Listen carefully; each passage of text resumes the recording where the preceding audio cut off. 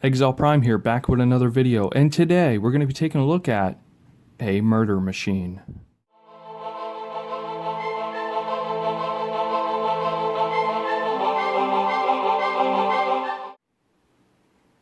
And we're going to jump into this review, and obviously it's the DC Multiverse Batman Earth negative 44. There he is in the box. He looks fantastic. On the side of the box we got Batman. Same thing, Earth negative 44, Dark Knight's Metal. Great comic book. The artwork on the back looks fantastic. I wish they would have gave us a little bit more of that on the figure, like instead of a blast effect, some type of effect to connect to the figure. But overall, fantastic. The other figures you can get in this part of the line, you got Wonder Woman from the movie. Same goes for that one. Then you get this Batman, the Joker, and Azrael. So that's it for the box. Let's get him out here and see how murderous he is. And here we have Bruce Wayne out of the box, and then standing there looking murderous intent, so to speak. And I don't want to keep using that word because it is very negative to use, but in a sense it's awesome. This figure looks totally badass just right out of the box. I like how the blue paint, they got the nice aesthetics going from his chest all the way down to his thigh right here. I wish they would have continued that a little bit, but it's a nice touch. The shoulder pads are another thing. These designs and everything, it's pretty interesting. Like I said, I wish there was like some type of effect peg or something to kind of show off that artwork and everything, just to show that off. I think that's pretty cool. Maybe give some static effects as well for his hands, like the hold or something, because there's his open hand here, and he has like this Iron Man looking, you know, repulsor ray thing right there at the palm. So interesting, but I still like the blue aesthetics and everything like that. The eyes look great. The Batwing ears are both kind of bent in a little bit. Just the way it came. I gotta check to see if that's the way it's supposed to be or they're supposed to be straight. But I'm kind of digging the bent in ears just slightly. On the back, it's just gonna be mostly just like these cybernetic, like skeletal enhancements and everything throughout Bruce Wayne's body and everything. I think that looks pretty cool. Like how they did that. I just wish this part would have continued down instead of being a separate piece here. But overall, it looks great. The other thing is, let's take a look at the card and find out what happened to Bruce Wayne from Earth negative 44. So obviously it's Bruce Wayne, height 6'2", weight 385 pounds. Big guy. Hailing from Earth negative 44 in the Dark Multiverse, this Dark Knight was born when an all-powerful AI program designed by Cyborg began to misinterpret its coding to homicidal ends.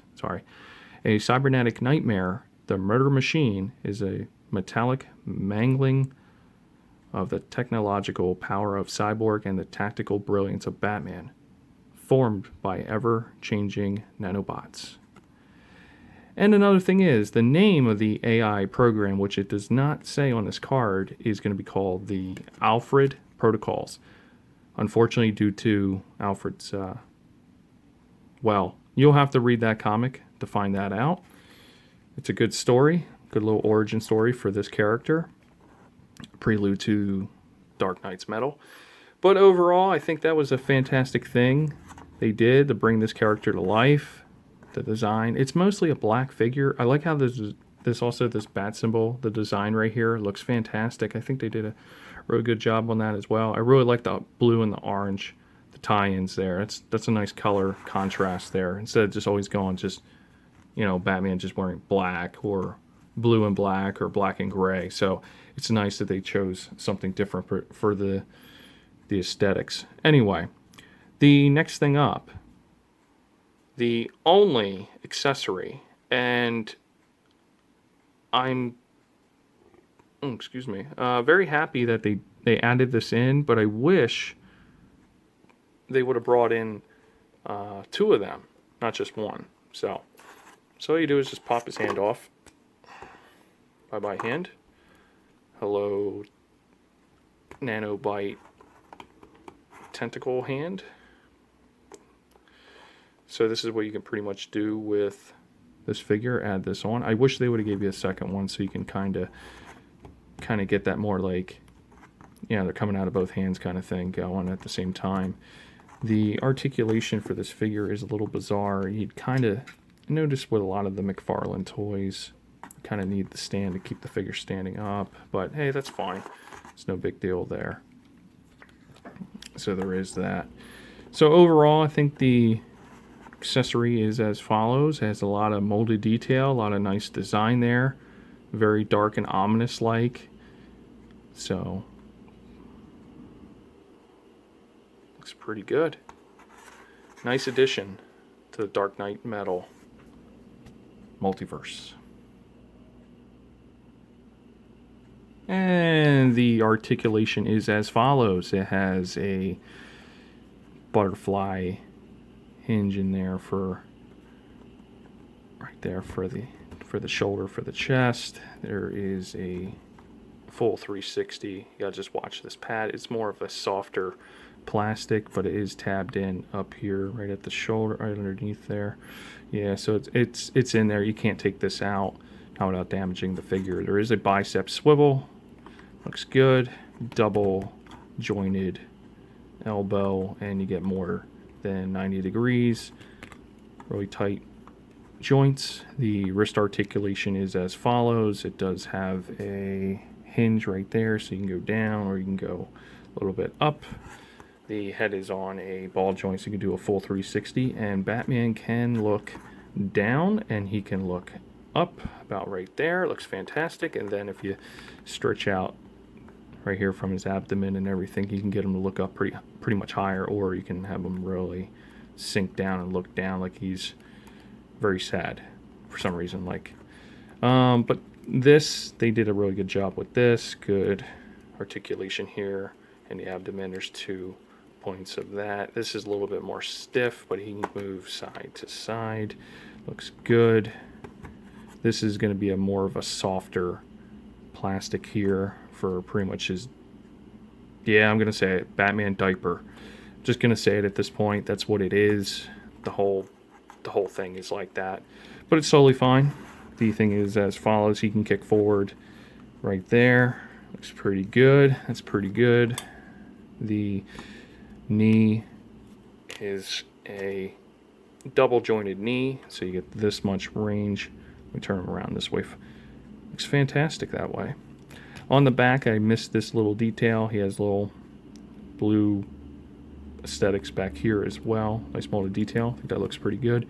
The ankle toe articulation looks good. Ankle is on a ball joint.